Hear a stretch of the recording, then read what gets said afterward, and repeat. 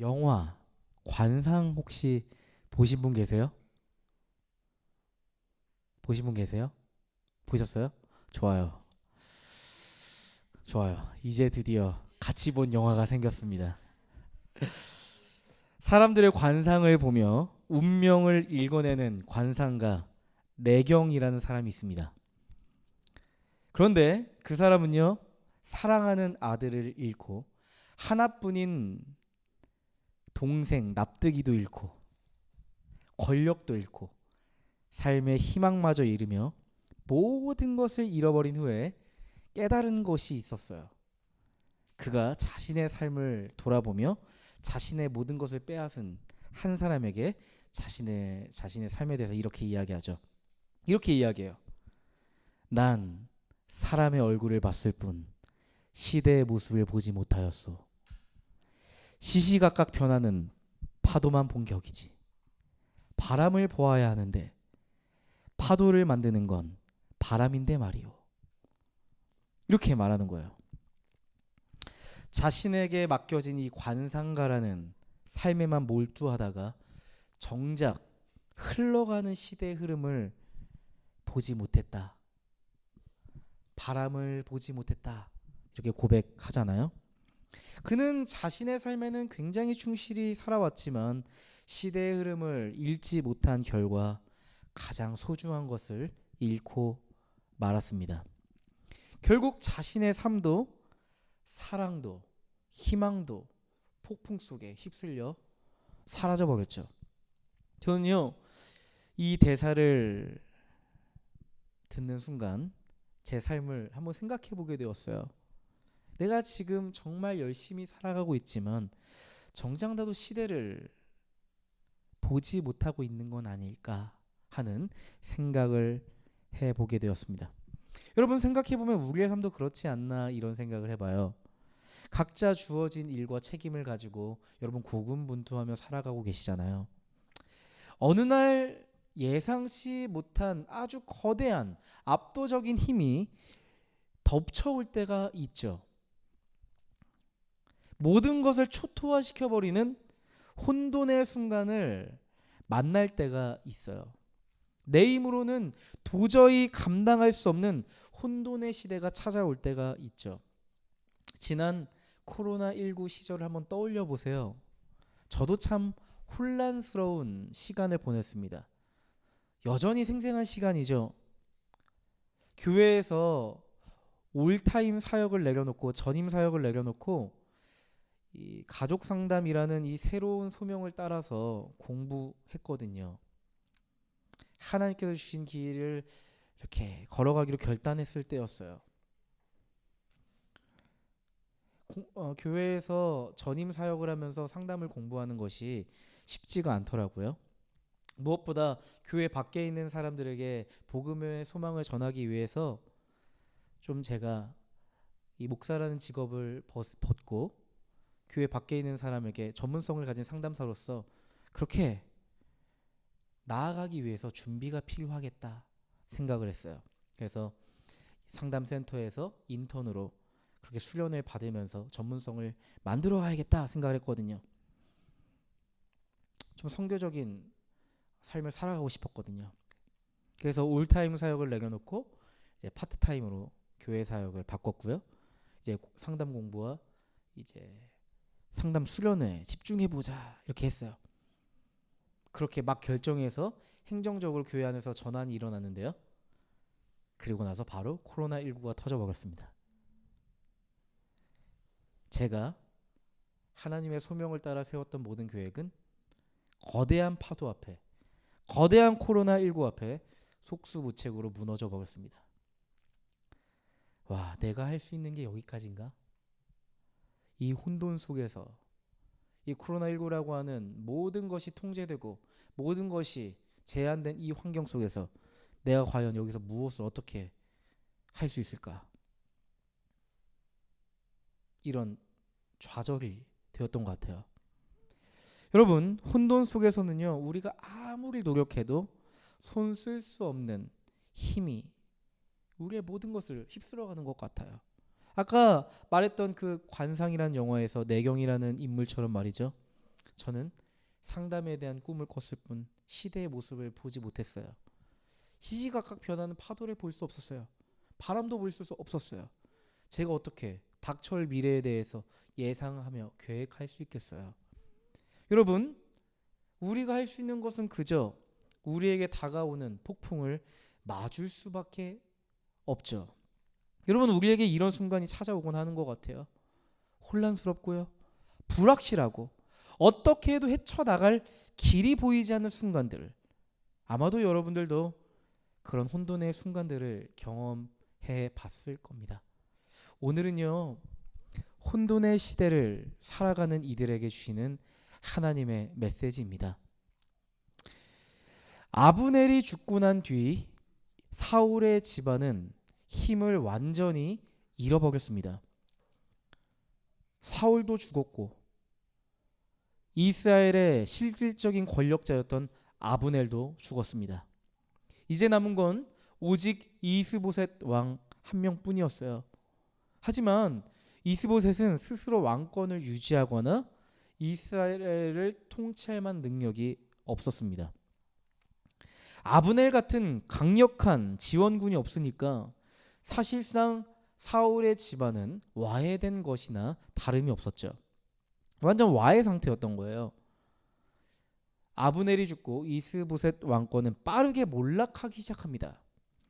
여러분, 우리가 이스보셋 왕권에 속해 있는 이스라엘 백성이라고 한다면 여러분의 마음은 어떠셨겠어요?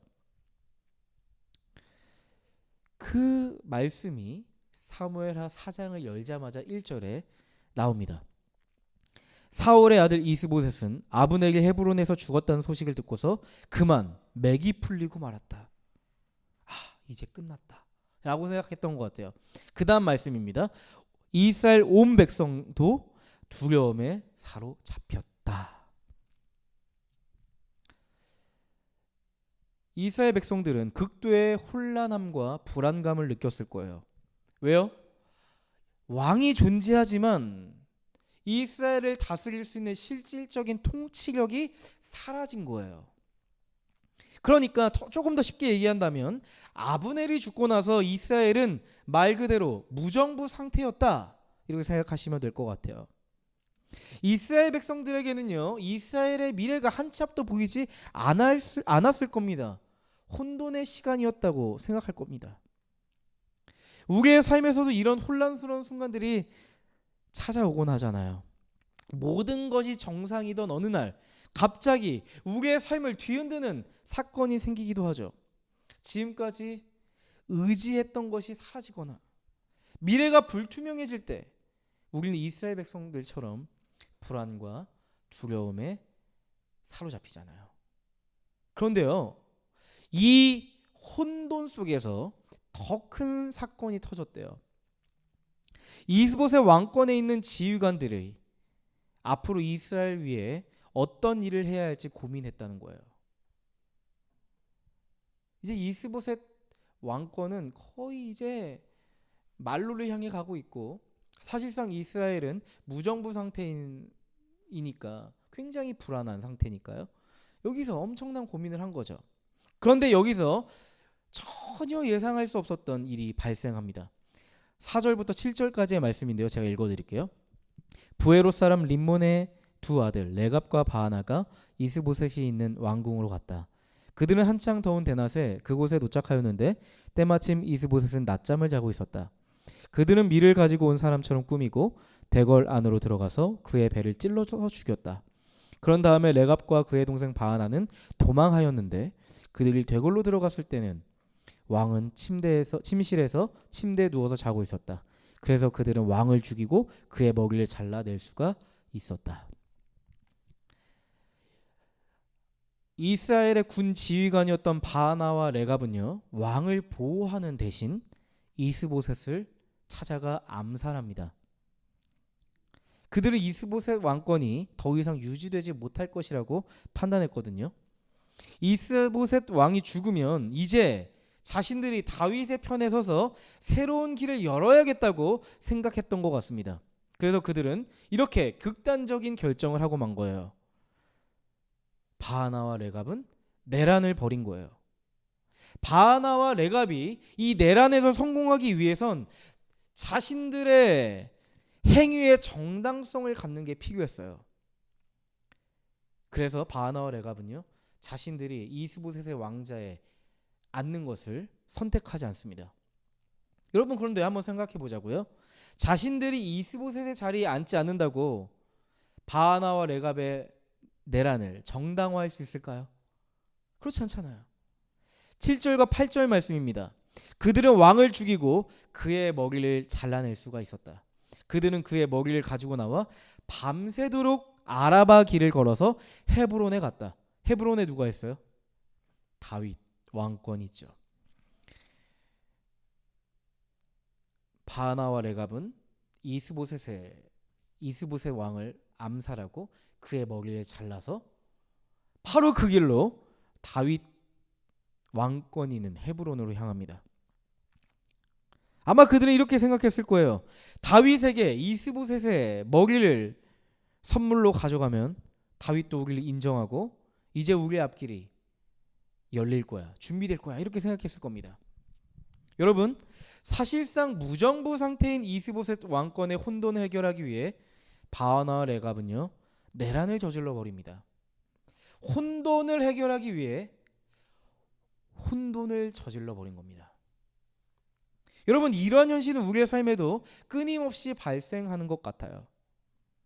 우리는 내 삶에 찾아온 혼돈을 해결하기 위해서 혼돈 속에서도 해결할 방식들을 찾아갑니다. 하지만 도무지 감당할 수 없는 압도적인 힘을 가진 혼돈스러운 상황을 내 힘으로 해결할 수 없다는 결론에 이르고 말 때가 있어요.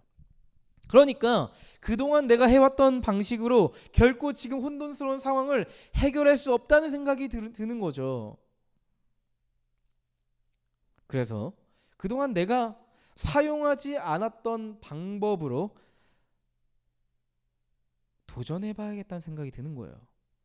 혼돈의 방식으로 말이죠. 여러분, 혼돈이 어떠한 의미를 가지고 있는지 아세요? 질서 없는 상태예요. 질서가 없는 상태. 너무나도 복잡하고 꼬여 있어서 갈피를 잡을 수 없는 상태가 혼돈의 상태거든요.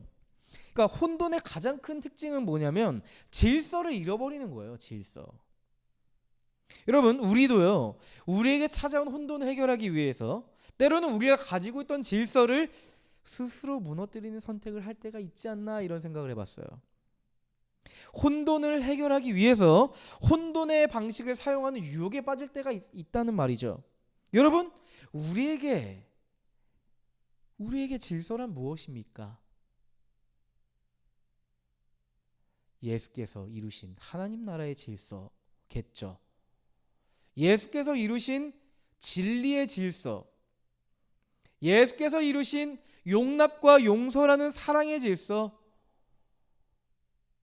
또한 굽히지 않는 정의라는 질서, 이런 아름다운 질서들이 우리 안에 있잖아요. 그런데 혼돈스러운 상황 속에서 그동안 우리가 사용하려고 노력했던 하나님 나라의 질서가 아니라 하나님 나라의 질서로부터 한참 떨어진 방식들을 사용하기 시작하는 거예요. 그게 혼돈의 방식이죠. 여러분, 바하나와 레갑을 보세요. 바하나와 레갑이 이스보셋을 암살하고 내란을 저지른 다음에 그들은 아마도 자신들이 정의로운 일을 했다고 생각했을 겁니다. 사실상 무정부인 상태인 이스보셋 왕권을 무너뜨리는 게 혼돈을 해결하는 방식이라고 확신했을 겁니다. 그리고 이제 다윗의 편에 서는 것이 가장 정의로운 방식이라고 생각했을 겁니다. 그게 그들이 생각하는 정의였습니다. 하지만 우리는요, 여기서 멈춰서서 질문해봐야 됩니다. 하나님 앞에서 말이죠. 바하나와 레갑의 행위가 과연 정말 하나님 앞에서 정의로운 것이었을까요?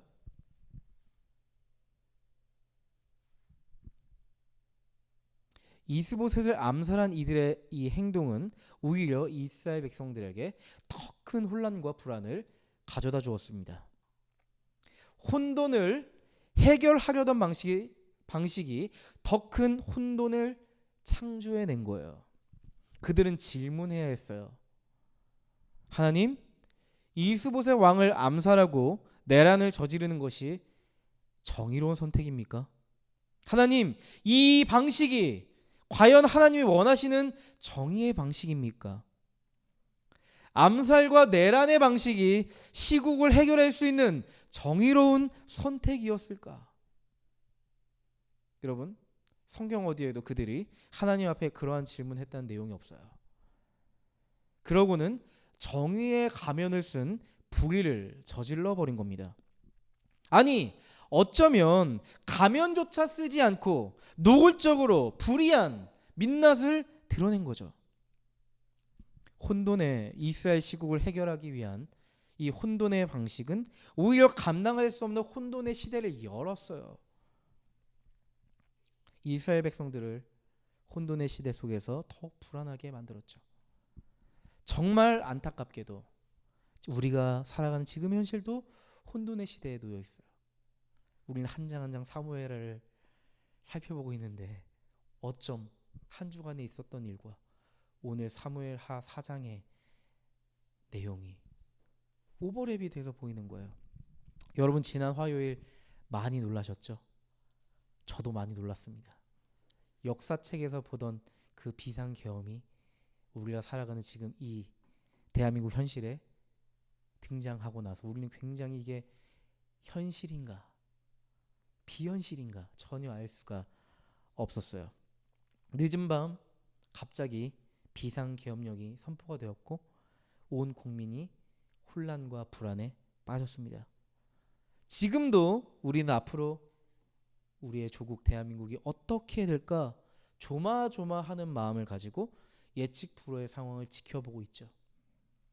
또한 지금 우리에게 놓인 현실은 국민들의 안전과 연결되어 있는 현실이잖아요. 많은 국민들이 두려워하고 있어요. 여러분, 지금의 현실이 더 혼돈의 시대인 이유는요, 정치적인 성향에 따라 정의가 갈라져 있다는 거예요. 여러분, 혼돈의 시대는 이렇게 정의마저 갈라놓습니다. 누군가에게 선이 악이 되고 누군가에게 악은 선으로 둔갑해버리는 거예요. 여러분, 우리는 지금 혼돈의 시대 앞에 서 있어요. 저도 많이 혼란스럽고 불안한 마음이 들었어요. 앞으로 어떻게 대한민국의 시국이 흘러갈지 누가 어떻게 예상할 수 있겠어요? 우리는 혼돈의 시대 앞에서 지금 앞서 우리가 살펴본 바나와 레갑의 혼돈의 방식을 취해서는 안 될 거 아닙니까? 그죠? 일단 우리는 하나님을 봐야 돼요. 하나님은 어떠한 분이십니까? 하나님은 정의로운 분이시잖아요. 정의의 하나님께서 모든 혼돈을 해결할 수 있는 분입니다. 우리는 지금 거기서부터 출발해야 합니다. 우리가 지금 생각하는 정의, 우리가 지금 가지고 있는 정치적인 성향이 먼저가 아닙니다. 그 정치적 성향에서 말하는 정의가 우리에게 우선되어서는 안 됩니다. 먼저 우리가 하나님 앞에 질문해야 될 건 무엇일까요? 지금 이 혼돈의 시국 가운데 하나님의 정의는 무엇입니까? 우리는 기도하며 질문해야 합니다. 우리는 하나님의 정의와 사랑의 관점으로 우리가 살아가고 있는 지금 대한민국과 현 시국을 바라보면서 무엇이 잘못되었고 어떠한 방향으로 가는 것이 하나님의 정의에 가깝고 국민을 위해 옳은 방향인가? 우리는 질문해 봐야 돼요. 우리는 그렇게 하나님의 정의를 묵상하며 행동해야 돼요. 우리가 하나님의 정의로움에 집중할 때 모든 혼돈을 해결하실 그 하나님을 보게 될 거예요. 우리의 나타난 시국과 뉴스만 보고 있으면 두려울 겁니다. 여러분, 혼돈의 시대 속에서 우리는 선택해야 돼요. 우리에게 중요한 건 혼돈 그 자체를 보는 게 아니라 혼돈 뒤에 계시는 하나님을 바라보는 거예요. 아까 서두에 말했던 것처럼 바람을 보지 못한 관상가 내경처럼 우리가 혼돈의 파도에만 집중한다면 우리의 삶은 점점 더 혼돈에 빠져들 겁니다. 마침 더욱 더 기가 막힌 것은 우리가 매일 성경을 묵상하고 있잖아요. 매일 우리 어떤 말씀 묵상하고 있죠? 아모스 아모스라는 성경은요, 정의를 불같이 공의를 강같이 흐르게 할지어다, 하나님의 공의와 정의에 대해서 선포했던 선지자가 아모스예요. 기가 막히죠. 저는요, 매일매일 아모스 말씀을 읽으면서 또한 혼돈의 시국에 놓인 대한민국을 바라보면서 묵상하게 됐던 것 같아요. 어쩜 이렇게 모든 조각이 하나님께서 말씀하시는 것만 같을까, 이런 생각을 해보게 되었어요. 제가 지난 묵상을 했던 부분이 있는데 함께 제가 공유하고 싶어서 가져왔어요. 제 묵상이에요. 현실이 비현실 같은 현실에 놓여 있다. 당장 어떤 조치가 필요해 보인다. 마음이 급하다. 더 불안해지기 전에 해결하고 싶은 마음이 든다. 불안이 차오를 때 문득 깨달았다. 기도해야 한다. 사실 이미 기도했어야 한다. 이제는 기도하지 않으면 안 되는 순간이 왔다. 그리스도인들이 나서야 한다. 기도로 나서야 한다. 각자의 자리에서 정의롭게 살아가야 한다. 진실을 밝히고 정의를 위한 선택을 해야 한다. 우리는 그리스도인이다. 와장창 깨어져 버린 세상 속에서 진리를 밝히기 위해 하나님을 향한 선택을 해야 한다. 그 시작은 기도다. 여러분, 지금 이 혼돈스러운 시국 속에서 소망하는 이들이 시작해야 될 것은 기도입니다, 여러분. 제가요, 설교문에는 없는데 우연히 한 기도문을 발견했어요. 한 그리스도인의 기도문이었는데 그 기도문을 여러분에게 읽어드리고 싶어요. 12월 6일 금요일 새벽입니다. 국회의원회관 제 방입니다. 사흘 전 이곳에 계엄군이 들어왔고 일터인 이곳에서 그날부터 밤을 지새우며 내일을 기다리고 있습니다. 자유를 위해 스스로 갇힌 형국입니다. 내일은 대통령 부부의 죄를 묻는 투표를 합니다. 저는 크리스찬입니다. 오늘은 새벽에 기도를 하는데 눈물이 그렇게 계속 납니다. 지금도 무릎을 꿇고 울며 기도했습니다. 두렵습니다. 다시 막아낼 수 있을지, 몸과 마음과 영혼 다 성이 이 싸움을 마칠 수 있을지. 20대의 겨울, 전두환의 감옥에서 울며 기도하며 밤을 지새우던 때가 있었습니다. 이 나라 백성이 너무 불쌍하다고 생각했습니다. 40년이 지나 다시 갇혀 울며 기도할 줄 몰랐습니다. 불안의 밤을 울며 깨웠을 많은 이들이 생각납니다. 일제하에서, 남의 나라에서, 독재하에서 자유를 위해 감사하게도 많이 누리며 여기까지 왔습니다. 라는 기도문이어서 더 많은 기도문이 있는데, 이 기도가 저는 정치인의 기도 이전에 그리스도인의 기도라고 느껴지는 거예요.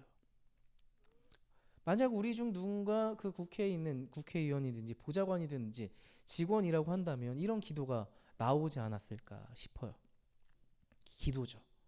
도저히 국회의원, 그 막강한 힘을 가진 헌법기관인 국회의원조차도 어떻게 해결할 수 없는 현실 속에 이 사람은 하나님께 기도하며, 하나님, 우리 대한민국을 살려달라고, 우리에게 자유를 달라고 기도하고 있는 거예요. 여러분, 바하나와 레갑이 다윗 앞에 이스보셋의 먹이를 들고 찾아와요. 맞아요. 바하나와 레갑의 행동은 실질적으로 다윗에게 유익이 될 수도 있죠.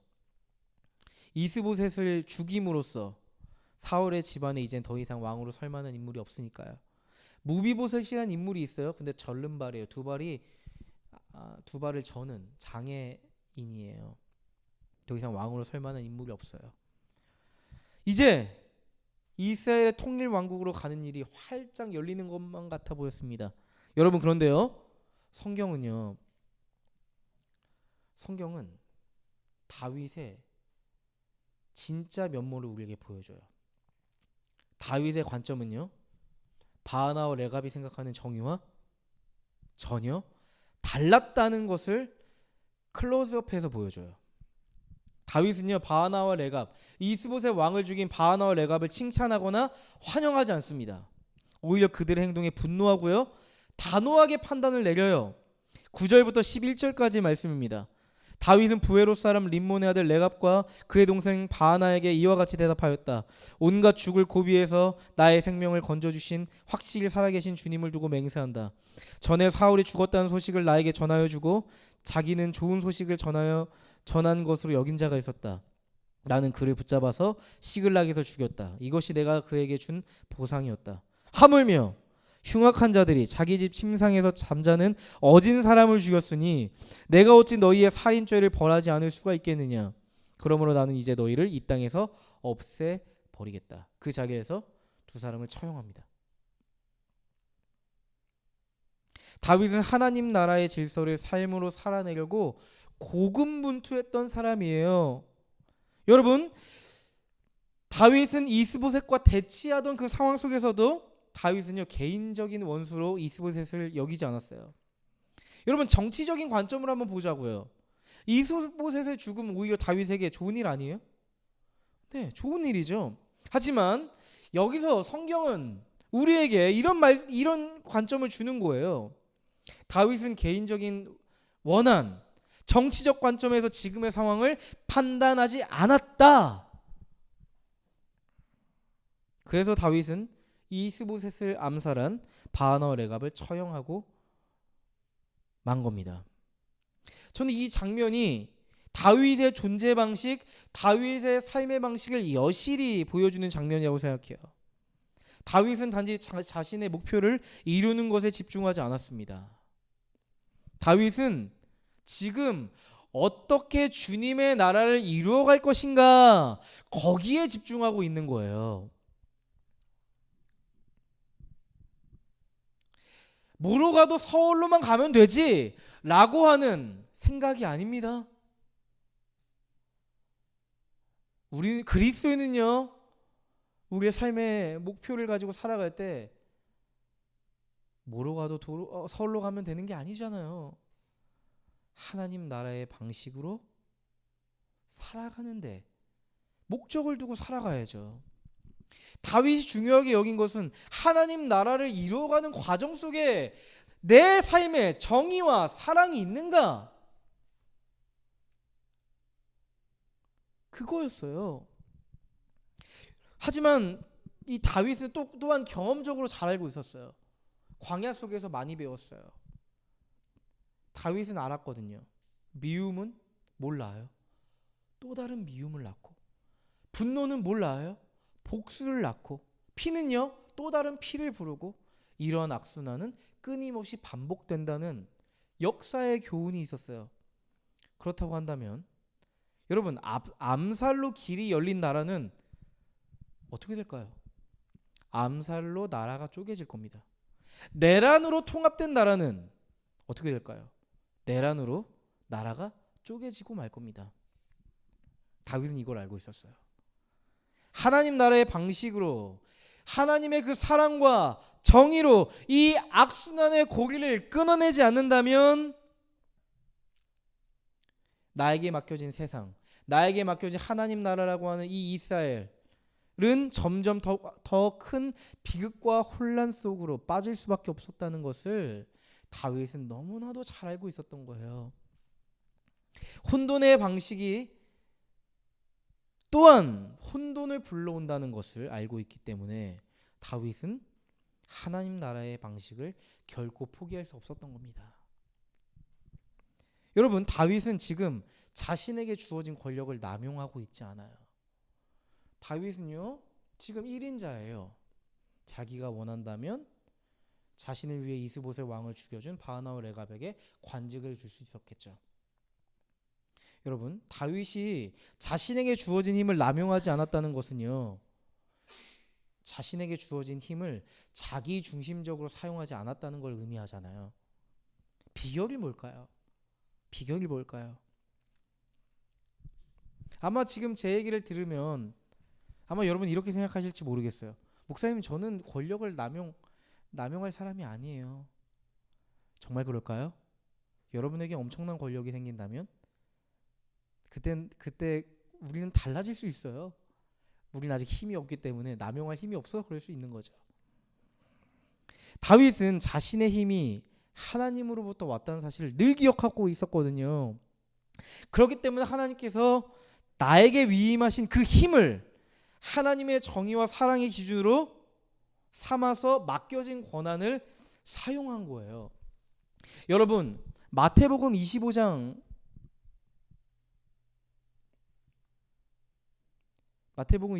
어떤 말씀이 있는지 기억하세요? 달란트 비유가 있습니다. 달란트 비유 혹시 기억나세요? 주인이 종들에게 달란트를 맡기고 갑니다. 그죠?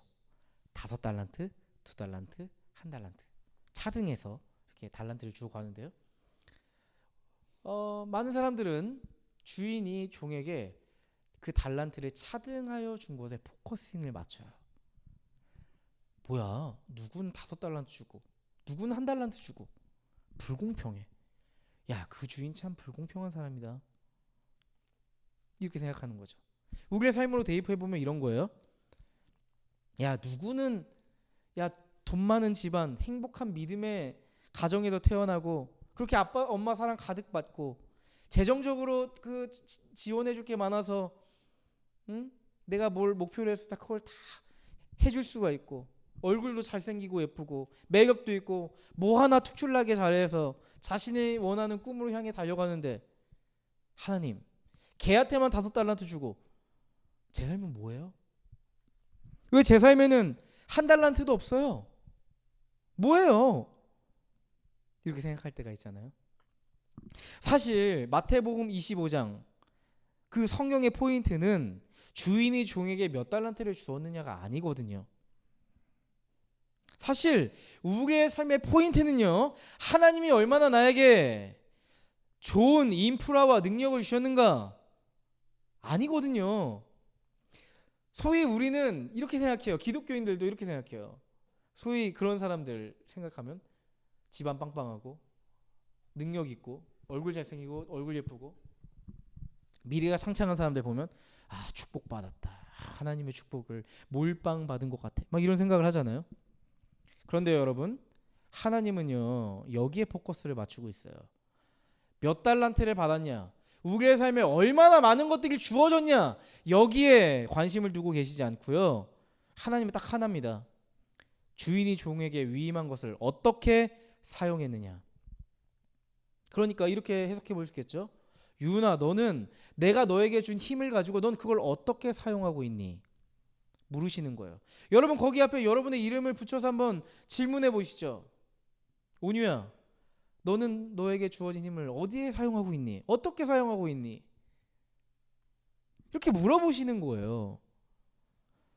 어쩌면 제 말을 듣고 여러분들 이렇게 생각하실지 모르겠습니다. 하나님, 저에게 사용할 힘 주신 거 맞죠? 제게 있는 게 없는 것 같은데요. 아니요. 완전하신 하나님은 우리에게 딱 맞는 역량과 인프라를 주셨어요.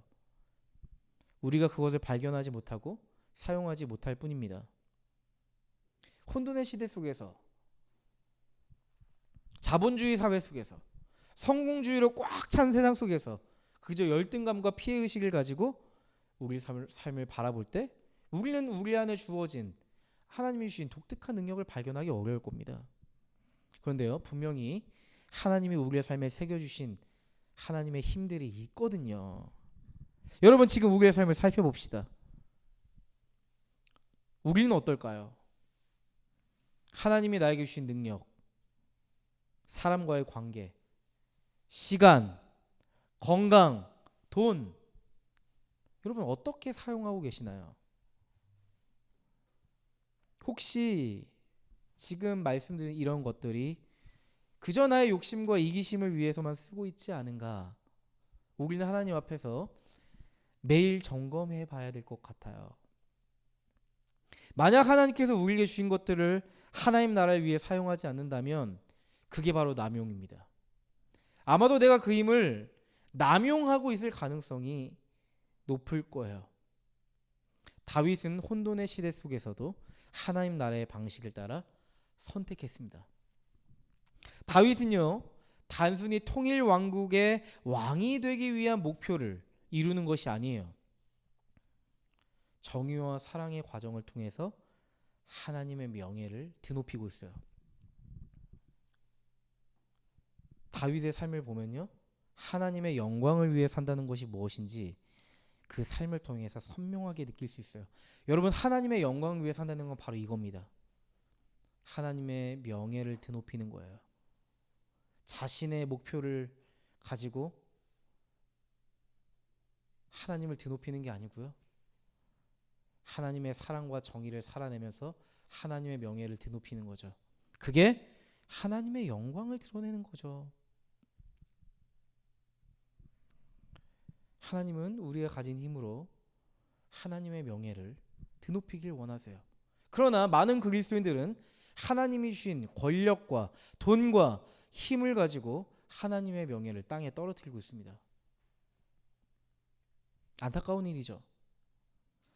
여러분, 많이 혼란스러우시죠? 그런데 그거 아세요? 예수님도 가장 혼란스러운 시대에 오셨습니다. 예수님 당시 유대는요, 로마 제국 치하에 있었습니다. 유대인들에게 종교적인 자유는 어느 정도 있었지만 정치적인 자유는 철저하게 억압당하고 있었어요. 로마 제국의 과도한 세금과 수탈로 인해서 많은 사람들이 빚에 시달리고 생계를 어려워했다고 해요. 유대 사회 내부에도 혼란의 연속이었습니다. 로마의 무력으로 맞서야 된다고 외치는 열심당이라는 게 있었고요.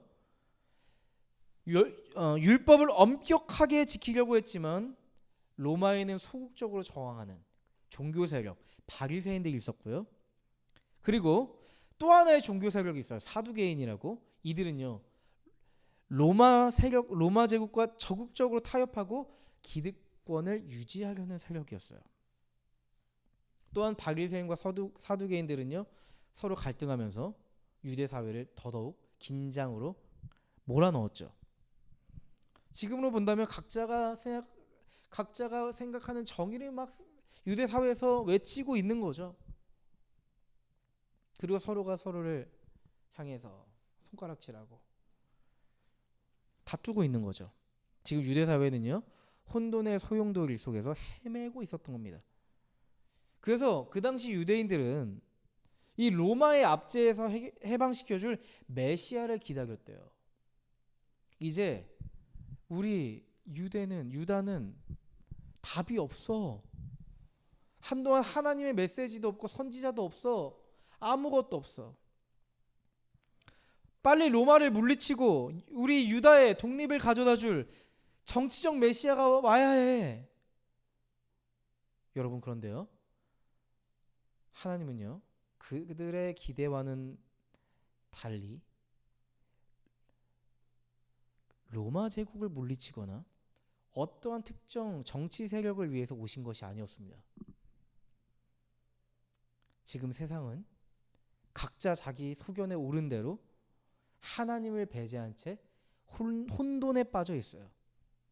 하나님 없는 질서, 사랑 없는 관계, 정의롭지 못한 억압과 착취, 폭력과 갈등이 만무하는 이 혼돈의 세상을 회복하기 위해 예수님은 오셨습니다. 여러분, 근데요, 너무나도 놀라운 건 뭐냐면 예수님이 그 혼돈을 해결하는 방식은 놀랍게도 혼돈의 방식에 의해 희생당하는 거였어요. 사람들은요, 예수님을 향해 십자가의 목박을 아우성칩니다. 사람들은 어떠한 이유로도 예수님을 살려둘 수 없다고 외칩니다. 십자가 위에서 죽어가는 예수님을 보잖아요. 아무런 소망이 보이지 않아요. 예수님이 죽어가는 그 순간 현장을 보면 그 시대는요, 최악이었어요. 너무나도 잔인했어요.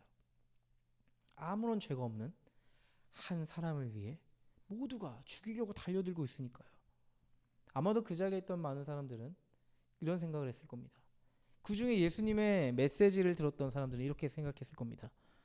이렇게 혼돈의 시대는 끝내 해결되지 않는구나. 그렇지, 누구도 이 혼돈의 시대를 끝낼 수 없지. 이렇게 생각했을 겁니다. 그런데요, 예수님은 이 혼돈의 죽음을 뚫고 부활하셨습니다. 부활하신 예수님은요, 질서가 없는 이 혼돈의 세상에 새로운 질서를 주십니다. 그 질서는 십자가의 질서입니다. 십자가는요, 하나님을 배제시키던 우리의 삶에 하나님을 초대하고 하나님을 사랑할 수 있도록 했어요. 혼란스럽고 어디로 갈지 몰라 방황하는 우리의 삶에 하나님의 목적을 갖게 됐어요. 누군가를 향해 이해할 수도 없고 용납하고 용서할 수도 없었던 사람들을 사랑할 수 있는 힘을 주었어요. 나만을 위해서 살아가던 삶이요, 하나님의 소명으로 채워지기 시작했습니다. 그리고 하나님 나라를 채워가는 거예요. 여러분, 세상을 보세요. 구멍이 많이 나 있어요. 많은 결핍이 있어요. 문명이 발달하고 돈이 세상의 주인이 되면 될수록 어찌된 것이 완성되어 가는 것이 아니라 오히려 구멍난 세상의 영역들이 더 많이 보여요. 십자가의 질서는요, 세상의 구멍난 부분을 외면하고 나 혼자 열심히 잘 먹고 잘 사는 그리스도를 향해 살아가게 하지 않습니다. 그 구멍난 세상 속에서 눈물 흘리고 고통스럽고 누군가 도와주지 않으면 일어설 수 없는 이들을 향해 나아가 기도하게 합니다. 손을 내밀게 합니다. 내 안에 있는 주머니에 있는 돈을 꺼내서 돕게 합니다. 누구도 함께 해주지 않는 그들을 향해 함께 해줍니다. 예수님처럼 말이죠. 여러분, 지금 혼돈의 시대를 살아가는 우리는 어디를 바라봐야 될까요? 무엇을 바라봐야 할까요? 정치적인 갈등과 사회적 혼란 속에서 하나님의 소망, 하나님의 정의를 이루신 예수님을 바라봐야 돼요. 모든 혼돈을 잠재우실 분은 예수님밖에 없어요. 여러분, 하나님은 혼돈의 시대를 바라보며 주님의 마음으로 기도할 사람들을 찾고 계세요. 또한 정의와 사랑으로 살아갈 사람들을 찾고 계세요. 어쩌면 우리도 우리의 삶에 집중하느냐, 아마도 혼돈의 세상의 일부로서 살아가고 있었을지도 몰라요. 이제는 혼돈의 세상의 일부가 아니라 혼돈의 세상에 하나님 나라의 질서를 가지고 살아가길 원하세요. 맞아요. 계란으로 바위 치는 것 같은 심정일지 모릅니다. 계란이 더 많이 깨질 겁니다. 예수님을 바라보며 나아가는 그 발걸음 속에 우리 안에 상함과 깨어짐이 더 많을지 모릅니다. 하지만 그곳에 흔적이 남을 겁니다. 복음의 흔적이 남을 겁니다. 소망의 흔적이 남을 겁니다. 정의의 흔적이 남을 겁니다. 그리고 그곳에 하나님의 존재와 하나님의 명예가 드높아질 겁니다. 하나님이 살아계시다는 것이 그곳에서 증명될 겁니다. 여러분, 이게 소망하는 이들의 삶이에요. 여러분, 우리 함께 지금의 시국을 위해 함께 기도하자고요. 그리고 하나님의 회복을 바라봤으면 좋겠습니다. 하나님의 소망이 혼돈에 빠진 이 세상에 임하기를